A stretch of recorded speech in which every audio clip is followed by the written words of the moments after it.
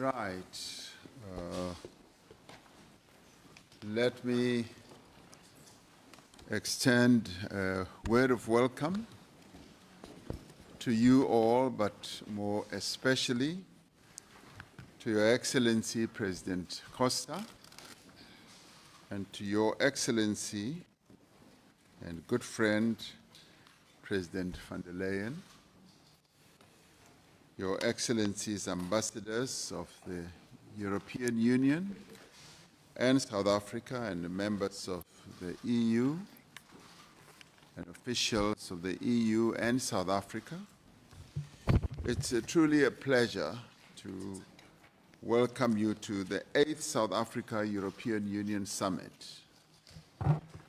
We should have met a number of years ago, but we've been very busy with a whole range of challenges, including COVID, but we are really fortunate to have this opportunity now, and especially to you, President Ursula von der Leyen, to welcome you for the first time to this beautiful city of Cape Town.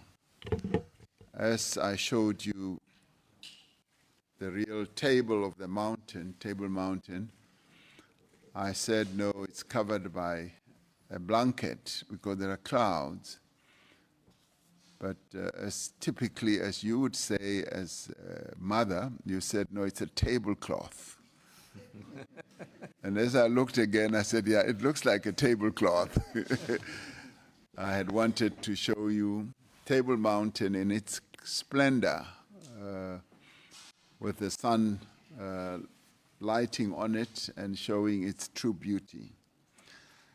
We're delighted because through your coming here, we are advancing the close relationship and the long-standing relationship between South Africa and Europe.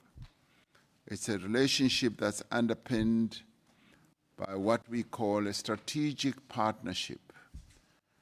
This is a partnership that's based on shared values, a common interests, and clear vision of where the two parts of the world should be going. It's a partnership that seeks to create prosperity for our citizens and to promote peace, security, and stability. And we share a commitment also to another important value, which is inclusive multilateralism, as being the most effective means to address the most pressing challenges that are facing the world. We agree on the need to strengthen economic cooperation between us and to resolve whatever challenges that there may be, trade or otherwise, through negotiation. In this summit, we aim to further our constructive discussions on a new investment package by the European Union to South Africa. Now, through this, we aim to consolidate cooperation in areas such as science and technology, education, skills development, climate action, peace and security, health, and issue the critical minerals, and of course, trade between our two areas. South Africa is forging ahead with far-reaching structural reforms in our own political system. This we are doing to support South Africa's economic recovery. We are, as a nation and as a country, modernizing and transforming key industries, particularly what we call our network industries, as in energy, water, transport, and digital communications. We have already made considerable progress in this regard, but this we have been able to achieve in cooperating with yourselves as the European Union particularly with institutions such as the European Investment Bank. Now, these reforms that we've embarked upon are contributing to the improvement of our country's competitiveness and also investment environment. An investment environment which we hope to keep on engendering so as to continue being an attractive place or country for many of your companies in Europe to come and invest here. Now, as one of South Africa's most important trade and investment partners, the European Union can play and does play a catalytic role in unleashing the productive capacity of our economy, but also to help equip our people, especially young people, to participate in the economy of the future. And we hope and continue that we can continue to rely on the support of the European Union and its member states in our efforts to address a number of our challenges, particularly how we can alleviate poverty and how we can also transition to a low-carbon economy, a feat that many of your countries in Europe have been able to achieve or are on the way to achieving more completely. But also how we can invest in climate-resilient infrastructure and grow our industrial capacity.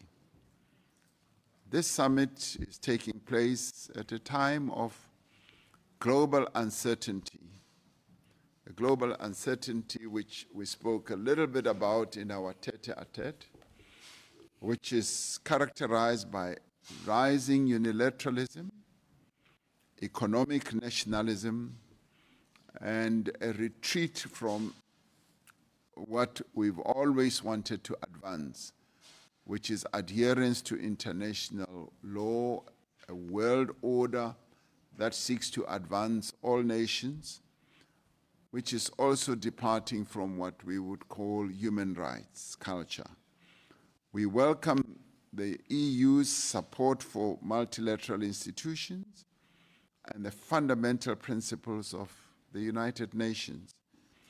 We hope to work closely with the EU, as we've often done, as well as other partners to strengthen and reform institutions of global governance in order to make them more inclusive, but also to be capable of meeting the challenges of the times that we are living in and the future. We should collectively strengthen our voice, working together. And if there ever was a time when it is absolutely necessary for partners who share the same values to work together, this is the time, particularly when multilateralism is under attack, particularly when the world order process is also being weakened.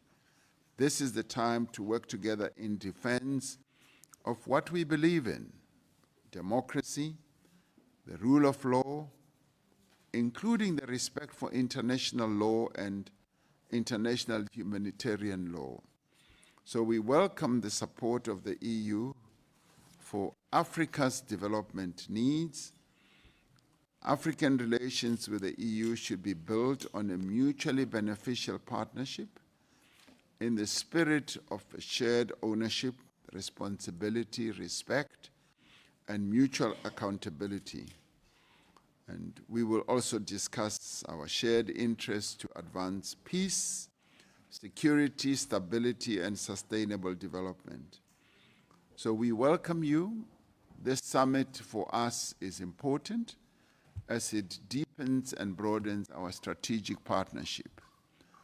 We also want to thank you as the EU for supporting South Africa's presidency of the G20.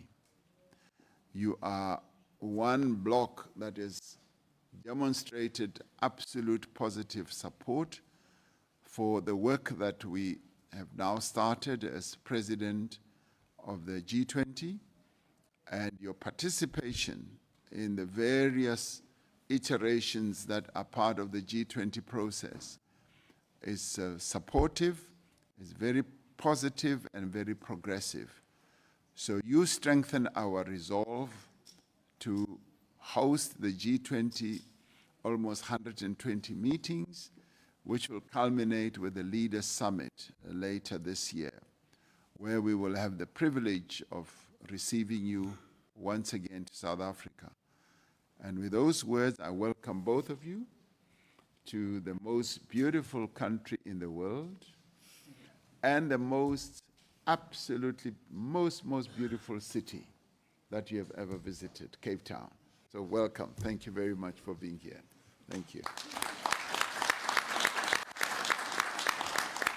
So it's now my pleasure to hand over to yourself, President Costa.